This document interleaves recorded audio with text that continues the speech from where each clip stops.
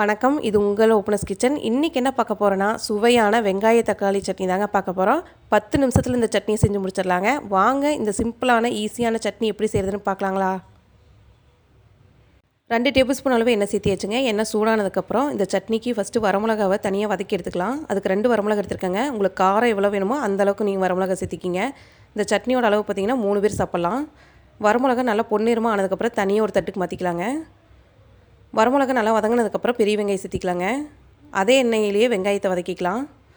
ஒரு பெரிய வெங்காயம் ரஃப்பாக கட் பண்ணி எடுத்து வச்சுருக்கேங்க. வதக்கி அரைக்க போகிறனால ரஃப்பாக கட் பண்ணியிருக்கேங்க. அடுத்தது கொஞ்சமாக கருவேப்பிலை, இதையெல்லாம் சேர்த்து நல்லா வதக்கிக்கலாம். வெங்காயம் நல்லா பொன்னிறமாக ஆகிற வரையும் வதக்கிக்கலாங்க. இந்த சட்னி ஈஸியாக குயிக்காக செஞ்சு முடிச்சிடலாங்க. சுட சுட இட்லியோடு சாப்பிடும்போது இந்த சட்னி செம்ம டேஸ்ட்டாக இருக்குங்க.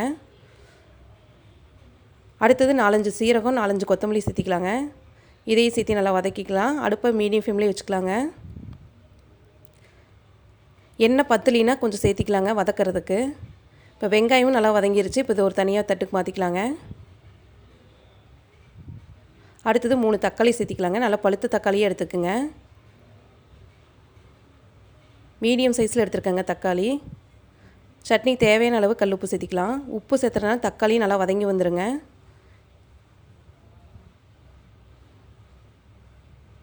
பாருங்கள், இப்போ தக்காளியும் நல்லா வதங்கிடுச்சு. இந்த ஸ்டேஜில் அடுப்பு ஆஃப் பண்ணிக்கலாம். இதுவும் நல்லா ஆறட்டுங்க.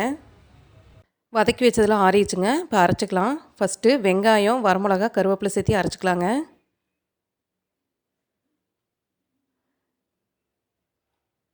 இது கூடவே 2 டேபிள் ஸ்பூன் அளவு பொட்டுக்கடலை, 2 டேபிள் ஸ்பூன் அளவு திருவிய தேங்காய் சேர்த்திக்கலாங்க. இது தாங்க சட்னிக்கு கூடுதல் டேஸ்ட்டு கொடுக்கும். இதை அரைச்சிக்கலாம். நல்லா இந்தளவுக்கு ஒன்றும் பாதியமாக அரைச்சி எடுத்ததுக்கப்புறம் வதக்கி வச்ச தக்காளி சேர்த்திக்கலாங்க. தக்காளி சேர்த்துட்டு கொஞ்சமாக தண்ணி விட்டு அரைச்சி எடுத்துக்கலாங்க. இந்தளவுக்கு அரைச்சி எடுத்துக்கலாங்க. அவ்வளோதாங்க, சட்னி சூப்பராக ரெடி ஆயிடுச்சு. இந்த சட்னிக்கு வேணும்னா கடுகு கருவேப்பிலை போட்டு தாளித்து கொட்டிக்கலாங்க. நான் இன்றைக்கி தாளிக்கலிங்க. இந்த சட்னி சுட சுட இட்லி, தோசை, பணியாரத்தோடு சாப்பிடும்போது நல்லா இருக்குங்க.